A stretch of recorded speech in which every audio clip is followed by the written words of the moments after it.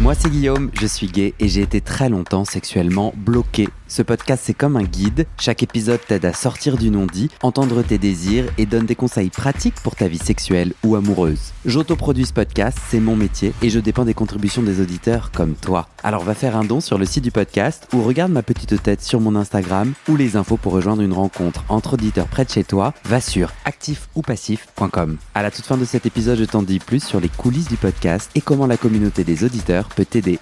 Place à ton épisode, bonne écoute.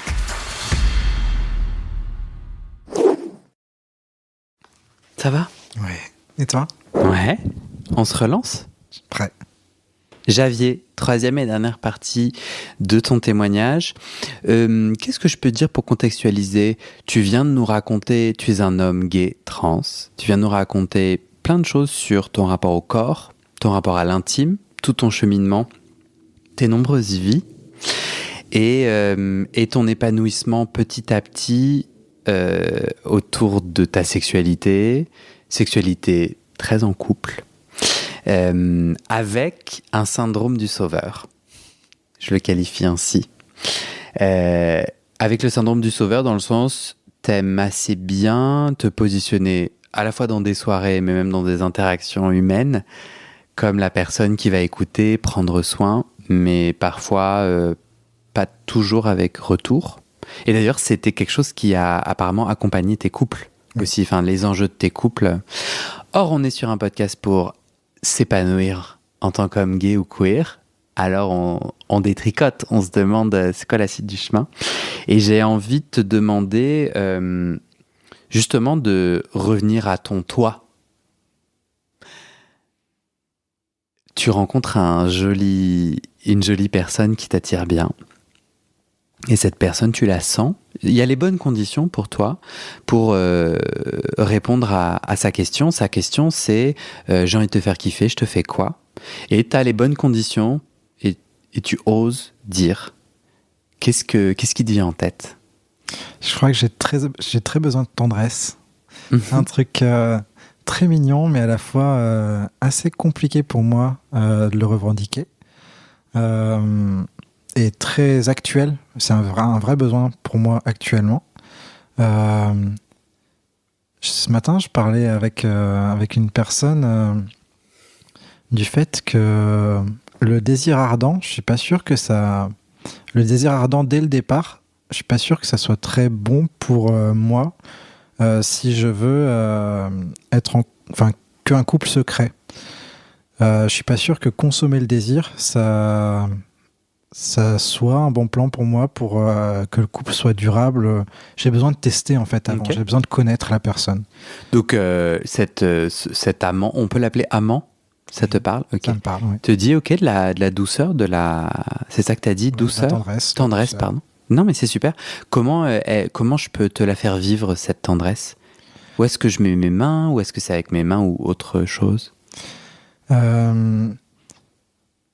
Elle n'a pas forcément de forme, cette tendresse. Ça peut être juste le fait de dormir ensemble, ça peut être le fait de dormir l'un contre l'autre, ça peut être le fait d'être l'un contre l'autre. Ok.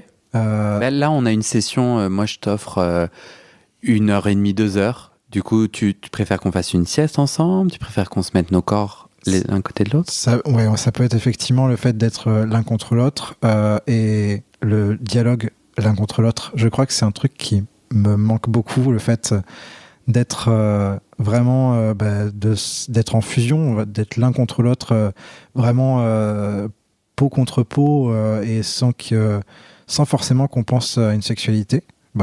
Même si avec moi, direct ça en général j'y pense. Okay. Mais le fait qu'un dialogue, peu importe lequel, puisse s'organiser dans cette posture. Okay. J'ai beaucoup tendance à aimer cette posture-là pour se disputer. C'est con, hein, mais je trouve qu'on n'arrive pas à se disputer dans cette posture parce que, en fait, on est allongé fusionne, ouais. l'un contre l'autre, nos visages se font face. Ouais. C'est ça, ouais, et on se parle. Ou même en cuillère, finalement. En fait, quand on est l'un contre l'autre, on n'arrive pas à se disputer. C'est terrible. Et par contre, quand on parle de choses n'importe quoi, le temps qu'il fait dehors ou ce qu'on va faire demain, je trouve que ça donne une proportion qui est terrible. Au moment, c'est magnifique. On détaille plus les images. On partage plus de positifs. Ok. Et je crois que c'est ça que j'ai besoin de vivre. Donc, si je veux te faire kiffer pendant 1h30, 2 heures, Oui. c'est la seule chose que tu me demandes? Il y a d'autres choses. Non, je crois que c'est vraiment que ça. Ok. Tu m'as dit, la sexualité, j'y pense direct tout à l'heure. Là, tu disais, dans ce domaine de la sexualité, ça serait quoi? Si jamais je t'offrais un autre moment, enfin, en tout cas, Monsieur Cube, enfin, le joli amant, parce que les gens qui n'ont pas écouté l'épisode précédent sont perdus sur c'est quoi cette histoire de cube. Le joli amant t'offre une autre session plus sexuelle. Tu kiffes quoi, là?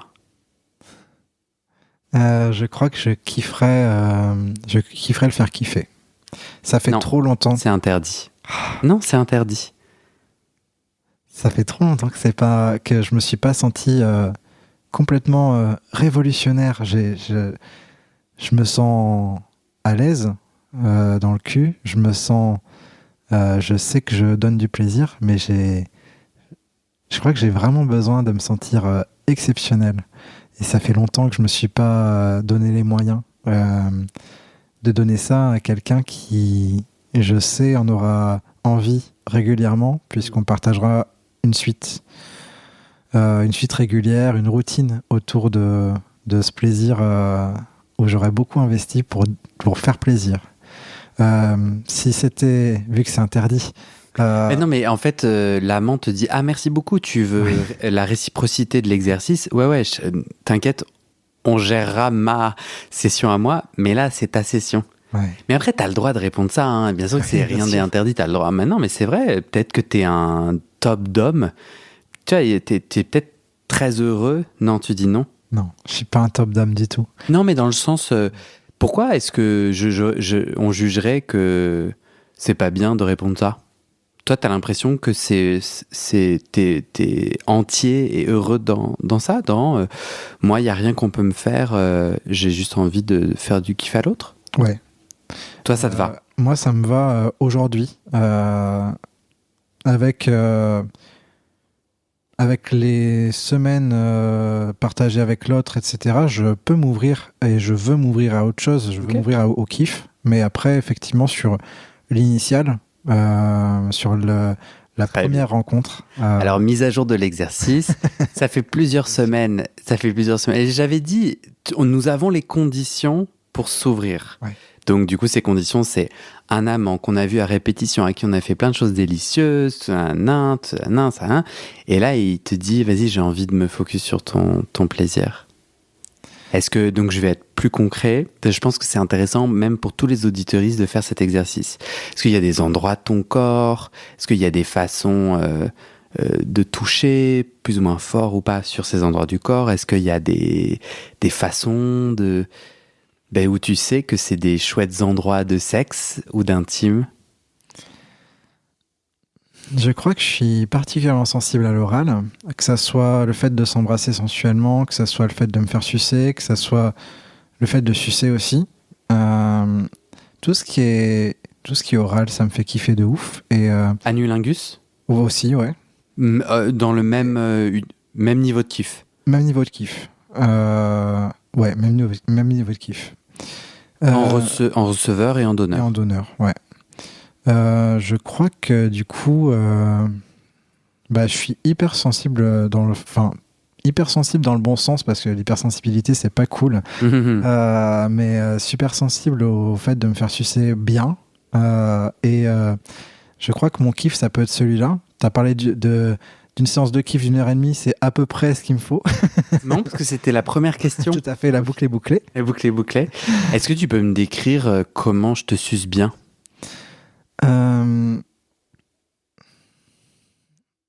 Je crois que je suis très verbal, donc en me faisant sucer, je décris beaucoup ce que j'aime que l'autre me fasse, et c'est super variable en fait. C'est super variable selon le rythme de l'autre, parce que je vais forcément calmer le truc, parce que j'aime bien profiter de chaque microsecondes et du coup, je nomme ce que je veux.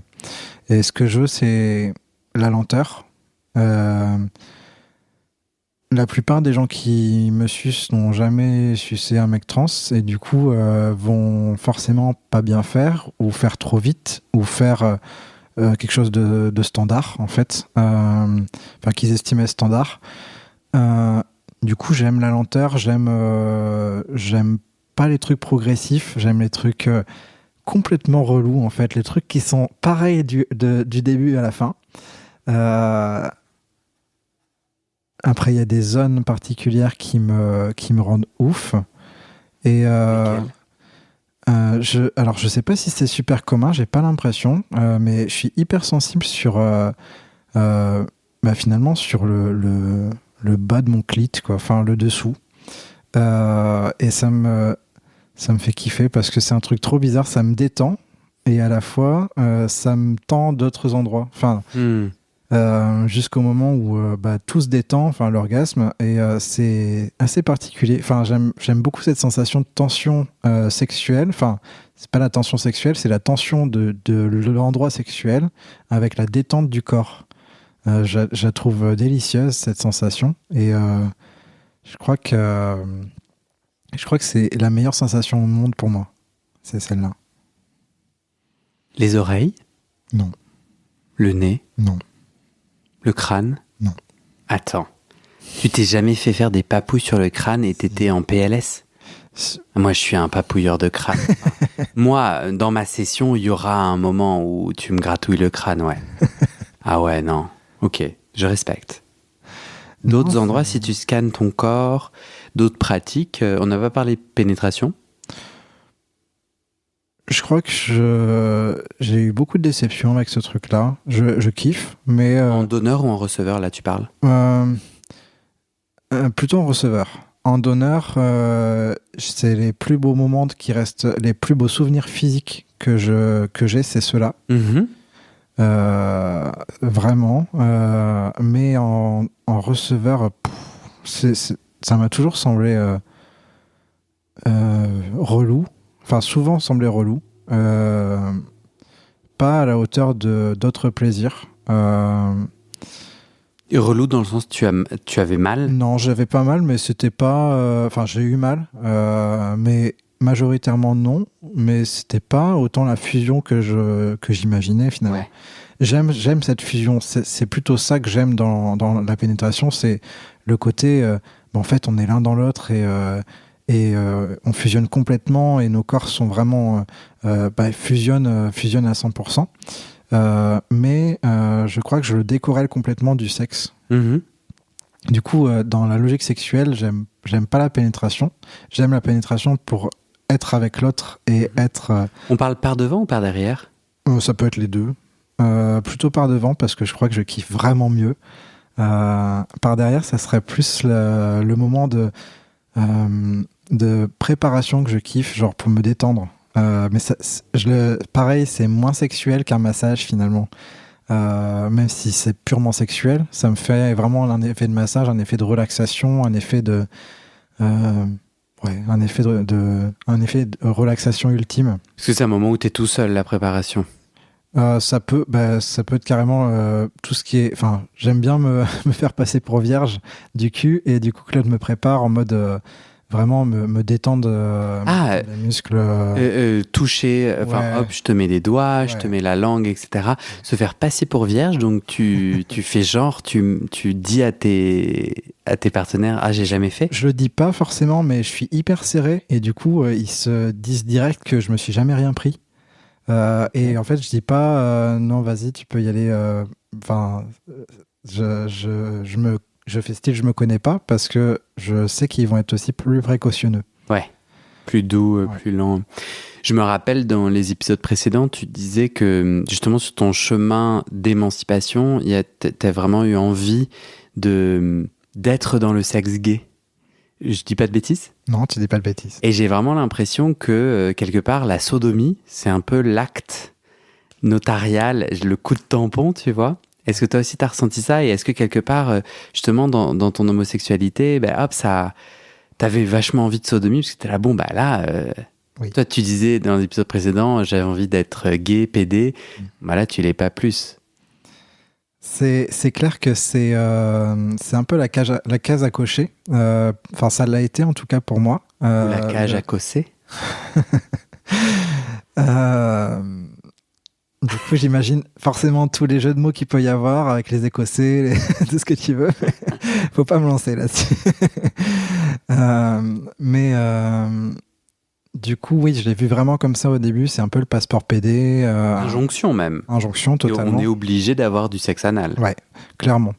Ce qui est bête. Ce qui est dommage en tout cas, parce que je crois que perso, ça m'a empêché pendant pas mal de temps de me concentrer sur autre chose qui m'aurait fait mieux kiffer. Mais vu que c'était de base, il fallait faire ça parce que sinon, déjà demander autre chose, c'était peut-être s'exposer à une incompréhension aussi. Et puis le fait que pour moi, c'était obligé de se faire prendre par derrière pour être gay. Que du coup, je crois que j'ai perdu quelques années avec ça. Du coup, à te forcer à être pénétré? Pas forcément me forcer, mais me focaliser dessus. Alors que j'aurais pu découvrir ça et autre chose. Ouais. J'ai découvert il y a vraiment pas si longtemps que je kiffais me faire prendre par devant, mais vraiment pas si longtemps en mode c'est genre 1 an, 2 ans. J'ai pas découvert mon plaisir, j'ai découvert comment en avoir. Et du coup, c'est j'aurais pu profiter de ça aussi bien avant, mais vu que j'étais en mode oui, mais attends, déjà t'es trans, t'es un mec, donc assumer ta chatte, ça peut être compliqué. En plus, risque de grossesse, etc. Ça, c'est un truc qui me suit beaucoup. J'arrive pas à m'empêcher d'y penser à chaque rapport. Même protégé. Même protégé. Parce que j'ai toujours peur que... j'ai fait 3 fausses couches pour le coup, donc j'ai toujours peur de devoir aller au laboratoire faire ma petite prise de sang, devoir assumer que je suis trans, etc. Bien sûr. Sachant que ça se voit plus, c'est assez complexe. Mais ouais, j'aurais pu profiter de pas mal d'années où je me faisais prendre par derrière sans forcément... en kiffant, mais sans forcément découvrir autre chose en attendant. J'aurais pu en profiter pour me découvrir... plus profondément et me rattacher à moi, en fait, finalement, à mes propres volontés et désirs, plutôt qu'à une injonction, quelle qu'elle soit. Mais c'est sur notre to-do, notre liste à faire. Tout à fait. À partir de maintenant. Tu dis, je suis très oral, gorge profonde. Alors, j'y arrivais. Ça a été l'une de mes recherches de performance, en fait. J'aime bien la performance. Je crois que je l'aime plus tant que ça. Parce que j'aime bien la routine, j'aime bien la régularité maintenant, moins que impressionner. Parce que aussi, je veux donner du plaisir, mais je veux pas forcément donner du plaisir à tout le monde. Je veux explorer le plaisir que je peux avoir avec une personne, et si c'est son kiff, si elle kiffe particulièrement les gorges profondes, et que moi, ça me fait du bien aussi, effectivement, je réapprendrai. J'y arrive plus, en fait, je sais pas pourquoi. Ok. Mais la dernière fois que tu as essayé, ça t'a fait mal. Ouais, et puis j'étais pas à l'aise. J'étais pas à l'aise en mode ça m'a pas... Je me suis pas senti... J'étais bien avec la personne, mais ça m'a pas donné de plaisir, ça m'a pas fait plaisir non plus. Cette personne, c'était un ancien couple ou... Oui. D'accord, c'était au sein d'un de tes couples. Ouais. Ok. Dans l'épisode 1, il y a un truc auquel on n'a pas répondu et je trouve que c'est important. Tu m'as dit dans la préparation que tu avais demandé et exigé beaucoup à ton corps, notamment pour qu'il rentre dans des cases gays, ultra gays, musculation, muscles, etc. Et donc, tu avais décidé de faire une opération du torse, c'est ça le bon terme ? Oui. Et que ça t'a vachement inspiré, ça a vachement aidé, et que tu as décidé, et t'en es très heureux, de ne pas faire une opération en bas. Tout à fait. Est-ce que tu veux expliquer, selon toi, comment t'as cheminé à cette décision ? Ouais. Alors, c'était pas dans l'épisode 1 qu'on en a parlé, mais plutôt en entretien, effectivement, avant de se voir. Je crois que j'ai fait le sacrifice du plaisir de mon corps via les opérations. C'est-à-dire que sur mon torse... l'avant-opération était très très compliquée pour moi. Je savais qu'il fallait que je passe par cette opération, mais ça scellait complètement dans le marbre le fait que je sois trans. J'étais pas sûr de l'être. J'étais pas sûr de pouvoir vivre sans transition, mais j'étais pas sûr de vouloir vivre la transition non plus. Ça a été un cheminement de plusieurs dizaines d'années, en fait, cette question, parce que j'étais pas... c'était pas dramatique, en fait. Tu me mettais tout seul dans un jardin où il y avait personne qui pouvait me regarder et aucune injonction sociale, aucun rapport sociétal, aucun rapport social, aucun job, rien du tout, j'aurais pu vivre. Mais par contre, j'aurais plutôt été dans une survie sociétale, une survie sociale, dès lors que mon corps serait resté comme il l'était. Et c'est ça qui m'a permis de répondre à mes dizaines de milliers de questions. Est-ce que je passe par une opération ou est-ce que j'y passe pas? Et il y a un élément déclencheur qui m'a mis cette nécessité de me faire opérer, c'est que du coup je compressais mon torse, forcément, pour pouvoir être mieux, avoir l'air plus masculin, même si c'est un peu con-con, mais moi en tout cas ça me permettait de me sentir plus masculin, donc plus proche de moi. Et c'est pas con-con. C'est con-con parce qu'en fait finalement on n'a pas besoin de ça pour respecter les codes, enfin pour être plus masculin. Bien sûr, ouais. Mais c'est... Dans l'idéal, en tout cas, la société exigerait pas ça. Tout à fait. Bien sûr, ouais. C'est ça, dans le monde idéal, le monde des bisounours, ça serait pas nécessaire. Bien sûr, ouais.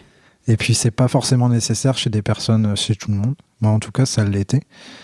Je me compressais à un point où évidemment j'aime tout ce qui est parfait.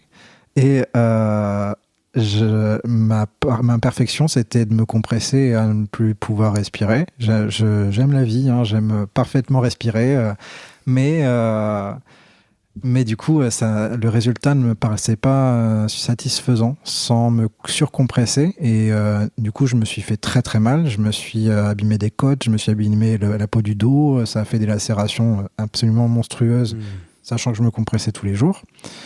Du coup, il a fallu faire quelque chose. C'était une urgence. C'était une urgence où là, je me suis dit, en fait, certes, tu pourrais continuer à faire ça, mais si tu continues, tu vas être en situation où il va falloir te faire hospitaliser, et puis là, c'est grave, quoi. Et du coup, j'ai été choisir le chirurgien le moins cher, le plus rapide. C'était peut-être pas le meilleur choix à faire, mais c'était une urgence vitale. Et malheureusement, du coup, par complication et parce que probablement j'ai pas choisi le bon non plus, j'ai perdu beaucoup de sensations au niveau de mon torse, que ça soit malheureusement de la sensation érogène ou de la sensation tout court.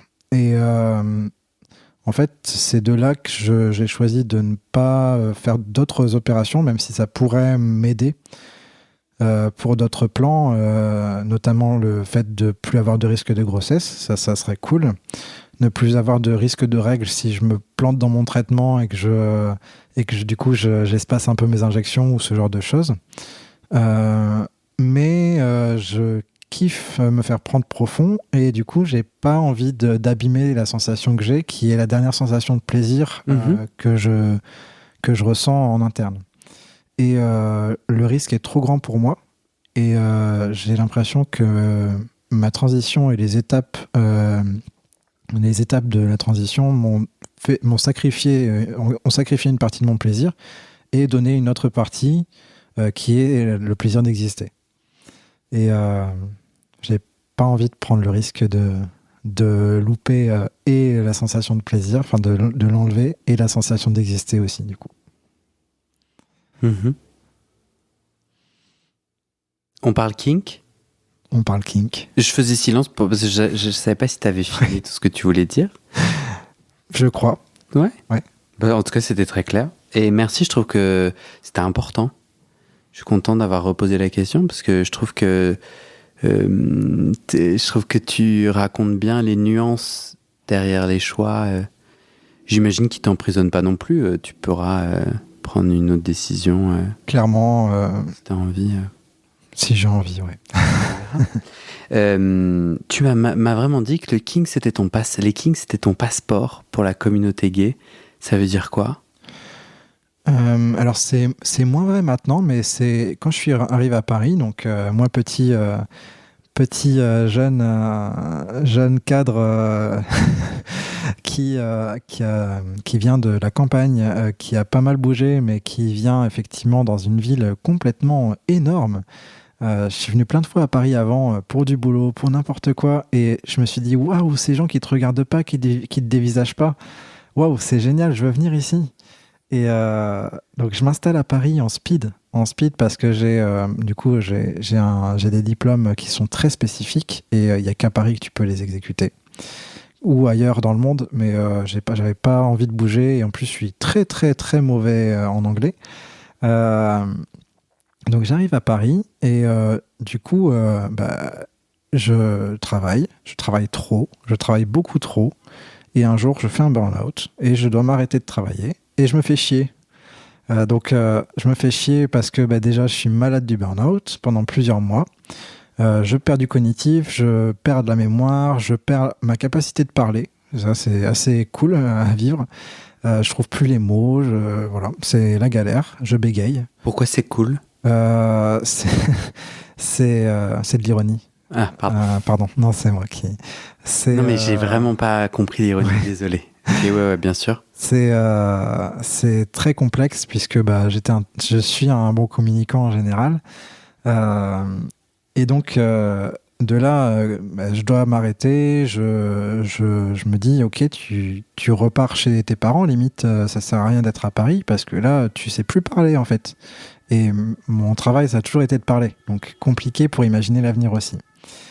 Et je profite des quelques mois de sursis que j'ai à Paris. Je profite vraiment. Je rentre dans le milieu des soirées. Je me dis, putain, c'est cool, personne me connaît et personne me connaîtra. Donc, tu peux y aller, quoi. Et eh bien, je fais des sex-parties. Et je rencontre des gens qui sont complètement différents de moi et à la fois très proches, des gens qui sont colorés, des gens qui portent des plumes, des meufs trans, des mecs trans, des mecs gays, un peu de tout en fait. Et je me dis, waouh, cet univers. Et comme les premières fois où je suis passé à Paris, il y a personne qui te regarde et il y a tout le monde qui te regarde à la fois. Il y a des gens qui te disent que t'es beau alors que personne, à part dans ton couple, personne te l'a dit finalement. Et puis il y a des gens qui sont séduits par toi, il y a des gens qui séduisent, il y a des gens qui sont qui existent en fait et qui n'existent pas que de 23h à 5h du matin. Ils sont dans la vie colorée et du coup ma principale activité, ça va devenir à ce moment-là le fait d'aller en soirée. La journée, je dors, puisque de toute manière, j'arrive plus à aligner deux mots, je perds la mémoire, je vais dans des lieux, je sais plus pourquoi, je me retrouve dans un supermarché, je sais plus pourquoi je suis venu, parce que je me remets du burn-out et que c'est une partie des symptômes qui peuvent exister. Et le soir, je vais en soirée et je vois des gens que je connais pas ou que je connais et... Juste que je comprenne, ces soirées à Paris, c'est en appartement ou c'est dans des boîtes? C'est plutôt dans des milieux consacrés, ouais. Donc des milieux consacrés. Ouais, ça fait presque religieux dit comme ça. Ah ouais. C'est du privé quoi. C'est entre potes, vous ça retrouvez. Peut être ça. Okay, ouais. D'accord, ouais. Il y a eu des soirées dans des bars aussi, hein, des bars ou d'ailleurs des zones d'atelier où tu as vraiment des performances, même des performances sexuelles ou des trucs comme ça, ou des backrooms privatisés pour certains. Pour les queers en fait. Hein. Ok. Ouais, bien sûr. Et du coup, je vais dans ce genre d'événement et progressivement, les gens que j'y rencontre me mènent vers le monde du kink. Donc, pour le pire et le meilleur, vraiment, j'ai pas vécu le meilleur du truc. Je sais que c'est des milieux qui sont sublimes parce qu'on m'y a emmené dans le meilleur ensuite, mais j'ai vraiment vu des trucs qui étaient pas cool du tout. C'est quoi le monde du kink pour toi? Le monde du kink, je dirais que c'est un monde où il y a des ateliers de cordage, il y a des gens qui se font encorder. Je fais la distinction entre les deux parce que atelier c'est apprendre à faire et puis après, il y a des soirées organisées autour de ça, il y a des soirées mises en cage, il y a des trucs où moi, j'arrive en bon voyeur, j'ai pas du tout envie de participer, mais j'ai très envie de regarder et j'ai très envie d'apprendre aussi. peut-être qu'est-ce que moi je peux être là-dedans dans cette nouvelle opportunité que je connaissais pas du tout en fait. Et de soirée en soirée, Chaque soirée te faisant explorer un kink. Tout à fait. Ok. Ou revoir des kinks que j'ai déjà découverts, mais des choses qui plusieurs mois en arrière me semblaient je connaissais pas en fait. Ouais. Je connaissais de mots, de noms, mais je sais. On fait un petit point mise en cage. Oui. Parce que j'arrive pas à me figurer, c'est-à-dire, toi tu l'as essayé ? Non. Ok, mais t'as regardé. J'ai regardé. Et donc, mon plaisir, moi, si j'ai envie de me faire mettre en cage, mon plaisir, c'est... il est à quel endroit ? À quel endroit, pardon ? Alors je sais pas vraiment puisque je suis pas moi-même dans ce genre de truc. Je supporte pas. Enfin, je veux pas être mis en cage. Moi, je serais plutôt le metteur en cage, Ouais. à défaut du metteur en scène. Ouais. Qu'est-ce que tu as vu se réaliser ? C'est-à-dire, déjà, une fois que la personne... Donc, parce que je comprends qu'il y a un moment un peu cérémonial du dom, du domi, qui met la personne en cage et qui ferme la porte. Ouais. Et une fois qu'on a fait ça... Il se passe pas grand-chose. En tout cas, de ce que j'ai vu, j'imagine qu'il y a plein de possibilités. Ouais. Ça dépend des gens et ça dépend de la créativité. J'ai surtout vu ça. Et c'est tout, en fait. Mais c'est un rapport très cérébral. Ouais. Parce qu'après, ça suce pas, ça touche pas. En tout cas, pas de ce que j'ai vu. Pas de soucis, ouais. Mais ouais, plein de petites choses comme ça, ou grosses choses comme ça. T'as accroché avec un king, toi ? Non, pas forcément. J'ai découvert... je me posais la question si j'étais plutôt dominant, dominé, rien du tout, brat, peu importe.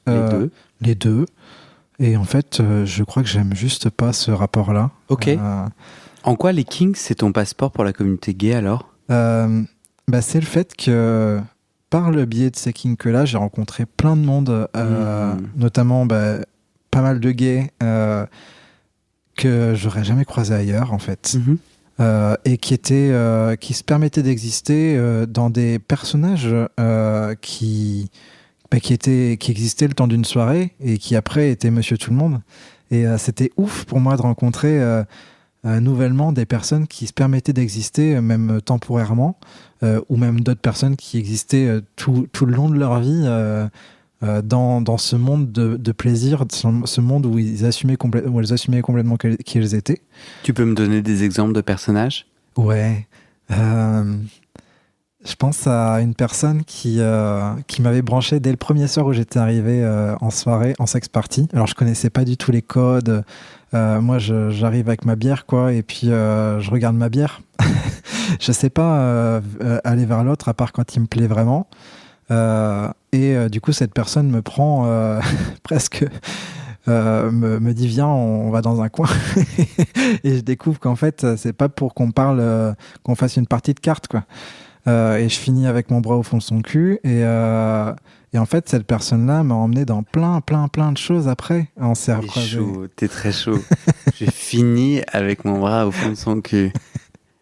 C'était la première fois que ça m'arrivait, en fait, de fister quelqu'un. Mais du coup, la personne a pas imposé le rapport. Non, c'était assez naturel finalement, bizarrement. Mais et ça, en quoi c'est un personnage ? C'est un personnage parce que c'est une personne que tu vois de loin, qui est habillée bizarrement, qui a aucun code de la société classique en fait, hein, qui est dans la provoque constante et qui est très connu pour ça en fait, et qui est connu pour aimer le cul, mais surtout aimer le fait de se faire mettre mal, de se faire maltraiter dans des cadres consensuels. Donc qui connaît un petit peu toutes les soirées kink du truc, et qui forcément, vu qu'elle connaît tout le monde, m'a intégré auprès de tout le monde. Okay. Le pire comme le meilleur, mais ça permet d'avoir effectivement un bon passeport. Elle a le bras long. Non, c'est moi. J'ai une petite anecdote dessus sur le bras long. Toi, t'as un bras long ? Ouais. Moi, j'ai un bras long. J'aime bien le fist, en fait, je crois. Enfin, le faire, pas en tant que moi le subir, Receveur, ouais. mais pas en receveur, mais plutôt. T'as tout dit quand t'as dit moi le subir. C'est quoi ton anecdote?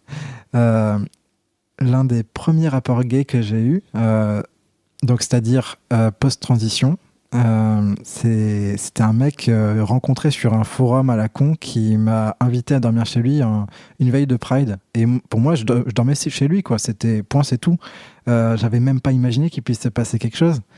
Et en arrivant chez lui, il me prend par le bras et genre il y avait aucun meuble chez lui à part un matelas absolument dégueulasse, mouillé et tout, dans un coin de son appart. Et je me suis dit je vais dormir là, c'est horrible. Genre il y a aucun meuble, il y a un carton avec un matelas mouillé. Et le mec je m'assieds dans un coin pas mouillé et le mec se met à quatre pattes sur moi et il me prend ma main avec ma montre et tout, hein. Et il me dit maintenant tu me la mets dans le cul. Et donc je retire ma montre, je retire mes bijoux et je me dis ok, donc là j'ai jamais fait ça, je sais pas trop pourquoi je suis là, mais du coup ça s'est fini en fist de ouf, mais genre j'ai jamais été aussi profond, je savais pas qu'un mec qui était vachement plus petit que moi, je suis 1m80, enfin un peu plus d'1m80, et je sais pas que il fait 1m60, 1m50, je sais pas. Et il était tout fifi, tout fin. Et il a fini avec mon bras dans son cul presque à la moitié enfin, presque jusqu'à mon épaule, en fait. C'est où je pensais même pas que c'était possible. Mais Et, on est à quel niveau de consentement de 0 à 0? On est à peu près pas grand-chose. Mais ouais. Après, j'ai kiffé. T'as J'ai kiffé de ok. ouf. Parce que, ok, d'accord. Parce que, enfin, pour moi, c'est inacceptable. Enfin, genre, On est d'accord. pour moi, dans ma réalité de Guillaume, je ne souhaite pas accepter. C'est ça que je suis en train de dire. Inacceptable, c'est genre, oui, si tu veux me draguer et que. Mais On en parle ou je sais pas. Ouais. ouais. Mais finalement, t'as kiffé. J'ai kiffé. J'en ai reparlé avec d'autres personnes qui m'ont dit exactement la même chose, hein, comme quoi c'était sans consentement, sans qu'on en parle et sans demande, c'était pas ok. Et on est d'accord dessus. J'ai kiffé. Parce que je crois que visuellement, c'est les plus beaux souvenirs de sexe que j'ai. Le mec qui est complètement il capte plus rien, il sait plus parler, il a ses veines du front qui sont complètement ouf. Enfin, c'était assez inimaginable pour moi de donner autant de plaisir et que le plaisir soit autant visuel. Et je crois que c'est la seule chose que je retiens. Alors c'est peut-être pas pour rien, je retiens que ce morceau-là et que je retiens pas le côté non consensuel. C'est peut-être parce que aussi il y a eu un trauma derrière qui fait que j'ai oublié, hein. Mais waouh. Est-ce que lui savait que t'es trans? Non. Ok. Et j'étais toujours habillé pendant tout le rapport. Ouais, parce que en fait, j'ai du mal à comprendre comment il s'autorise, à moins que vous en ayez pas du tout parlé avant. Non. Tu vois, je me demandais dans quelle mesure ça pouvait être il est trans, donc tu vois, plein de préjugés qui fait qu'en fait je m'autorise à faire n'importe quoi. Mais là, ça pouvait pas être le cas. Parce que moi, un gars, on n'a jamais parlé de fist, c'est quand même une pratique ultra engageante. Oui. Et c'est la première chose, je viens chez lui, machin. Enfin, en fait, c'est un vieux traquenard. J'ai pensé à ça aussi beaucoup sur le après. Je me suis dit ouais non mais là ok, c'était déjà pas ok effectivement de pas demander, de pas en parler. C'est pas une pratique où enfin voilà, t'es supposé quand même savoir ce que tu fais, savoir. Puis bon, c'est très engageant effectivement. Et on n'en parle pas. Et j'étais très jeune, hein, finalement. Je venais d'arriver à Paris. Je devais avoir 25, 26 ans. Du coup, je me suis dit, c'est peut-être ça la communauté gay. Et je répète que non. Non, c'est pas ça. Genre, non, vraiment pas. Et on ne doit pas tolérer que ça le soit. Mais surtout, la communauté gay, ça n'existe pas. Tout à fait. La communauté gay, non. Exactement. Moi, franchement, c'est le combat de ma vie. Ouais. Non, mais il y a 1001 façons de naviguer un monde avec 1001 nuanciers. Je peux te dire que moi, je suis team grand-mère. Bon, ben nous, les grand-mères gays, On est tout un univers. Non, je rigole, c'est pas du tout vrai. Non, mais je sais pas. Je trouve je pense qu'il y a un enjeu médiatique à la fois pour des raisons militantes, montrer qu'on est un groupe uni, et c'est ça qu'on veut dire par la communauté, et c'est très positif. Et en effet, on a besoin ensemble on est plus fort, plus forte. Mais je pense qu'il y a une limitation à ce propos médiatique parce qu'en fait, du coup, les premiers concernés, les premières concernées s'attendent à quelque chose, alors qu'en fait, c'est bien plus... Ça dépend de là où tu habites, de ce que tu aimes faire, de comment tu fais, de qui tu rencontres, etc. Et idem d'ailleurs dans le milieu kinky. Toi, tu disais, finalement, ça t'a fait rencontrer plein de gens, mais pas plus que ça. C'est dans ces soirées-là où tu as fait une performance, où tu t'es fait baiser et que tu as été exalté par la foule. Oui. C'était fun parce que, alors malheureusement, encore une fois, beaucoup de mes performances sont rythmées par l'alcool. Ok. À savoir que je suis alcoolique. Alors alcoolique dans le sens où je ne consomme plus, mais je lutte tous les jours pour ne pas consommer. J'ai envie de boire tout le temps. Beaucoup de ma découverte de mon corps s'est fait sous alcool. C'est peut-être pas pour rien aussi, parce que c'était le seul moyen de mettre en pause mon cerveau et que je n'avais pas. Peut-être que j'assumais pas avoir autant de questions en même temps dans mon cerveau. Peut-être que ça me persécutait un petit peu. Et du coup, mes souvenirs sous alcool sont très colorés et très particuliers. Je vois beaucoup de couleurs un peu comme des néons. Forcément, ça dope le côté très artistique, dans le mauvais sens, mais artistique, des moments de sexe. Et je me suis retrouvé... J'avais rencontré une personne magnifique que j'avais datée sur une appli, un truc comme ça.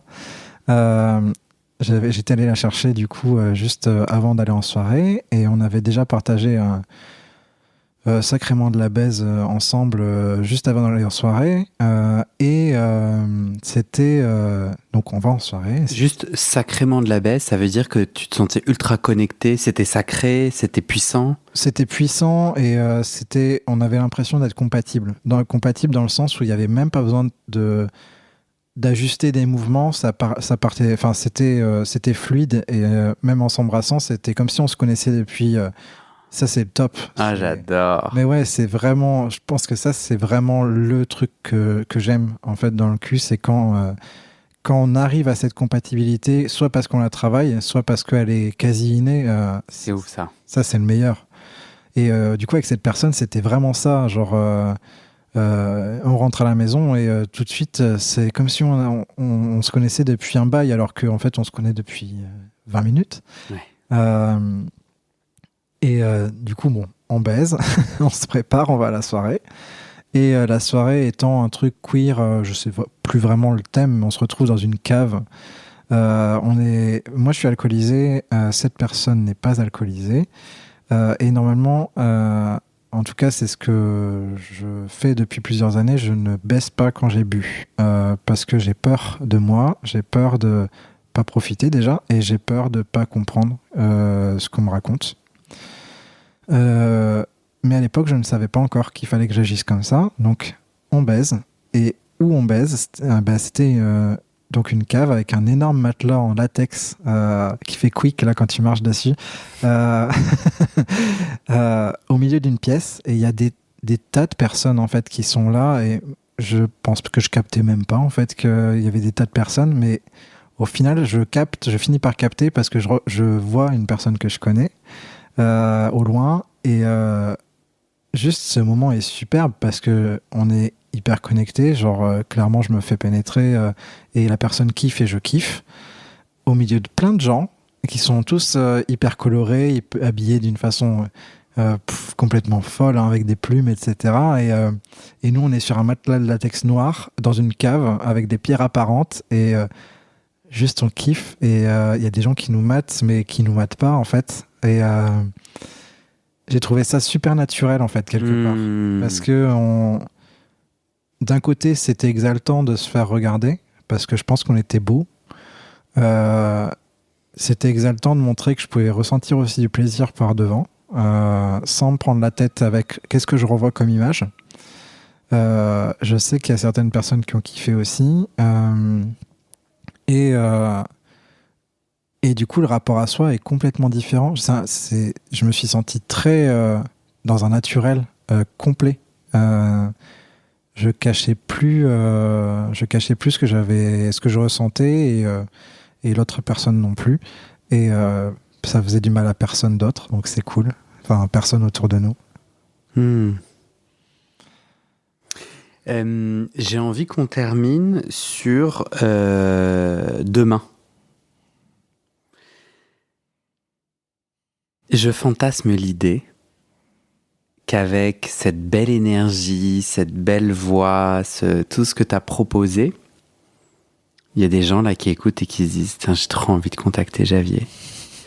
Je te laisserai le temps et le choix. Si tu me donnes un contact, un email, un machin, soit tu as déjà pris ta décision maintenant et tu le dis au micro, soit si tu le décides, je le rajoute dans le descriptif de l'épisode.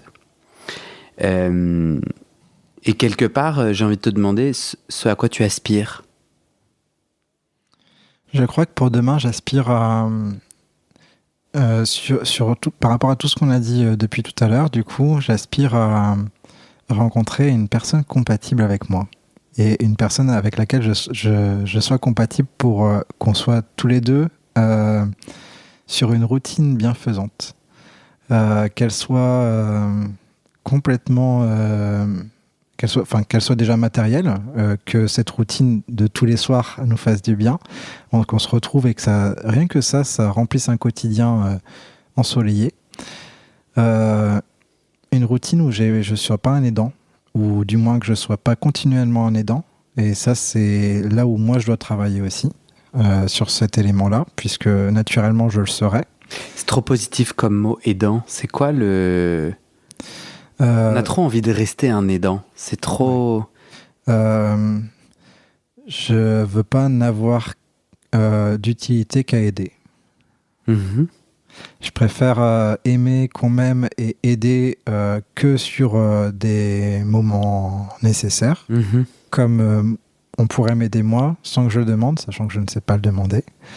C'est difficile pour toi d'être aidé ? Oui, totalement. Bah ça, c'est typique d'un psychologie de placard de TikTok. Je suis sûr que la suite de la vidéo le dit. Mais non, mais je le pense, bien sûr. Ouais. C'est super vulnérable et difficile d'être aidé, ouais, bien sûr. Je pense que j'ai besoin de ça demain, d'être aimé comme j'aime. Et rien que ça, c'est un sacré défi. Puisque je n'ai pas de limite à l'amour. Si ce n'est qu'il révolutionne mon quotidien et que je suis capable de beaucoup et j'attends pas beaucoup. Mm-hmm. On est en couple monogame, exclusif, négociable, mais plutôt effectivement plutôt monogame. Ouais. Parce que parce que je crois que je suis encore une princesse dans ma tête et que je crois en le fait qu'on puisse s'améliorer tous les jours en couple monogame et que j'aurais peur que le modèle non monogame ne me fasse trop de mal. Mm-hmm. Même si je l'ai exploité, j'ai regardé un peu si le fait d'être polyamoureux pouvait me convenir. C'est pas mon truc. Mm-hmm. J'ai pas le time. Parce que je pense qu'il en faut du time quand même, de l'énergie. Ouais, j'aimerais bien cette routine-là. J'aimerais bien cette routine propre. Cette routine où je me sens aimé durablement et sans crainte, comme j'aime durablement et sans crainte. Sur le cul, parce que quand même, on en a parlé pas mal. J'aimerais bien avoir un super pouvoir et être genre exceptionnel. Et que l'autre personne me fasse ressentir que je suis exceptionnel à ses yeux. Et que je ressente le max de plaisir aussi de mon côté pour, si possible, calmer le maximum de mes pensées intrusives. Ok. Et justement, dans ton envie de plus kiffer sexuellement, pour toi, Donc, j'ai entendu donner du plaisir et j'ai entendu en ressentir. À ton avis, t'as besoin de déplier quoi ou t'as besoin de quoi pour ressentir encore plus de plaisir? Je crois que j'ai besoin de dialogue. Ouais. La bonne personne. Ouais. Et si on oublie l'autre et que juste on te rend 100% responsable, qu'est-ce que toi tu peux faire seul pour accéder encore plus à ton plaisir? Pas grand-chose en fait en soi. Je crois que j'ai surexploité le truc et je sais ce qui fonctionne. Non, Bah ouais. Ouais. Est-ce que tu as une dernière bafouille? Alors c'est marrant parce que j'essaye d'organiser un voyage au Québec pour enregistrer au Québec et j'ai un auditeur québécois, je sais plus, je crois que je lui dis ça, il me fait mais c'est quoi en fait et je me suis senti con. Je sais pas, j'avais un peu l'impression que c'était international bafouille. Il y a plein de petits mots comme ça qui sont super intéressants en termes d'étymologie, mais aussi en termes de déjà de est-ce que une autre contrée connaît ce mot-là ou est-ce que l'autre contrée porte un autre sens. Exact. Et ça c'est super chaud quand tu remarques que tu as dit le mot 10 fois et que la personne en fait elle a un autre sens et elle croit que tu parles d'un autre sujet. Ouais. Moi j'adore comment le français s'étire à plein d'endroits avec d'autres mots et souvent je les trouve charmants et ou très bien pensés, tu vois. Je me dis ah mais ouais, ça résonne trop bien le truc, j'ai envie de les réutiliser moi-même, quoi. Clairement. Donc aurais-tu une dernière bafouille ou un dernier, c'est quoi la synonyme de bafouille, un dernier mot? Mais je trouve que bafouille a un petit côté un peu ludique, non? Il a un côté un peu effectivement ludique, pas important. Ça peut être une bêtise aussi, la bafouille. J'ai fait une bafouille, j'ai bafouillé. Ouais, t'as raison, bafouiller, c'est mal dire. Ouais, c'est mal, ou pas trop penser ce qu'on dit, enfin pas trop réfléchir à ce qu'on dit. Ça peut être. Ouais, c'est un peu léger, quoi. Importance, ouais. Ouais, c'est sûr que c'est pas le moment où tu dis, et d'ailleurs ça m'arrive, j'ai des gens et tout, dernière bafouille, et là la personne me sort un énorme dossier. Genre en mode, je ne t'en ai pas parlé depuis le début, mais en fait, il se passe ça, et moi je suis là genre, ah, mais non, mais on vient d'enregistrer 3 heures et tout, on va pas... Et bon, du coup... Mais c'est vachement beau comme truc, c'est que en fait le détail remplace le général dans ce cas-là. Et en fait, je crois que c'est un peu ça la vie. Je crois que j'ai une vision photographique qui est celle du détail. Je ne vois rien du général, absolument rien. La vie pour moi est un concentré de détails colorés et qui change tout. Et je pense que c'est aussi ça le mot du moment, c'est que chaque détail peut être exploité. Je trouve que ton exercice est loin d'être facile. Tu réagis, tu écoutes vraiment, tu réagis direct à ce que je raconte et merci beaucoup pour ça. Je ne sais plus le faire et j'aimerais retrouver cette compétence et je suis très admiratif. Oh, c'est gentil. Merci de ce compliment. Merci. Franchement, c'était très... Je suis super nourri. Je te remercie.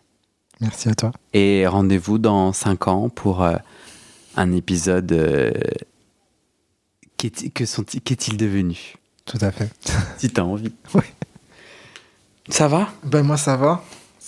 Tu dois être hyper fatigué, en vrai. C'est un exercice intellectuel de ouf, ce que tu fais, en direct. Bah, c'est gentil. Bah, j'ai des notes, hein. Oui, non, mais oui. Oui, super. T'as une page... T'as des notes, ouais. Non, c'est vrai. Ouais, non, mais j'aime vraiment ça. Je trouve que puis c'est passionnant, c'est vachement important. Oui. C'est ce que j'aime dans mon métier, c'est le direct. C'est-à-dire, bah voilà, on est sans cesse le lait sur le feu de attends, j'ai envie qu'il y ait un chouette rythme, donc est-ce que je change de sujet, est-ce que j'approfondis, où est-ce qu'on va? Et le fait que ça soit à ce point-là le bordel dans ma tête, où je me dis, mais on peut aller dans tellement de directions, quelle intuition je dois suivre? Je regarde aussi pas mal ton visage, le visage de la personne, pour sentir un peu où est-ce qu'on va. Et naviguer là-dedans, je trouve ça génial. Ok, est-ce que je demande ça, est-ce que je demande pas ça? Je trouve que c'est passionnant, quoi. Et c'est là où je trouve quelque chose se déplie. C'est de pas être bloqué dans une espèce de hiérarchie, structure. J'ai décidé qu'on allait aborder les thématiques dans ce sens-là, et donc en fait, j'arrête pas de conditionner ton discours à ma structure. Et le moment où je m'abandonne et je suis là, bah, en fait, je suis vraiment à l'écoute. Qu'est-ce qui est en train de se dire? C'est super surprenant de savoir faire ça, d'avoir ton intuition en direct et justement de pas suivre une guideline. Waouh. Enfin, je suis le contraire de toi en fait. Donc, forcément, ça m'impressionne beaucoup. Bah merci. Et je pense que c'est tous mes traumas qui m'ont créé ainsi, j'en suis sûr. Probablement, ouais. C'est pas du tout genre ah ouais, je suis talentueux de nulle part et tout. Je pense vraiment que c'est le chemin de vie qui m'a appris cette écoute, parce que cette écoute, ça a été ma survie. Tu vois, un peu comme aider. Ouais. Mais de toute façon, en fait, en vivant des situations qui sont dramatiques, soit on les vit de manière dramatique, point, soit on développe des choses pour survivre. Et c'est là où, en fait, ça va devenir des qualités et les pires des défauts. Parce qu'au final, trop écouter, c'est aussi machin. Écouter bien, c'est du coup, ça peut être un métier, mais ça peut être aussi le fait de se faire dépasser. C'est super surprenant comme, justement, les qualités des traumas, c'est aussi des défauts qui nous suivent de ouf. Parce qu'on devient ces qualités. C'est pas juste qu'on les a. Grave.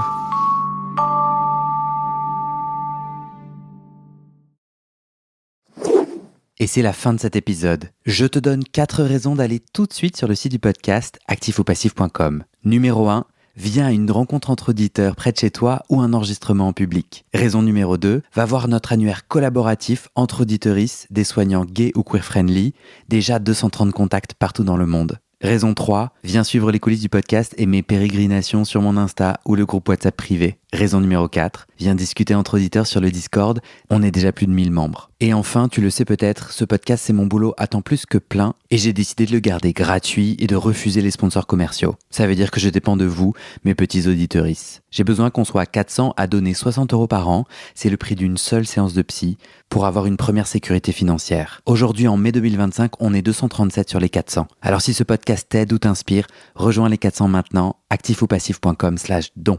D-O-N. Tu peux aussi m'aider en mettant tout de suite 5 étoiles et en t'abonnant au podcast sur ta plateforme. C'est des petites actions qui poussent l'algorithme à proposer le podcast à plus de gens et ça m'aide à trouver des témoignages et des donateurices. Merci à toi et à très bientôt dans tes oreilles.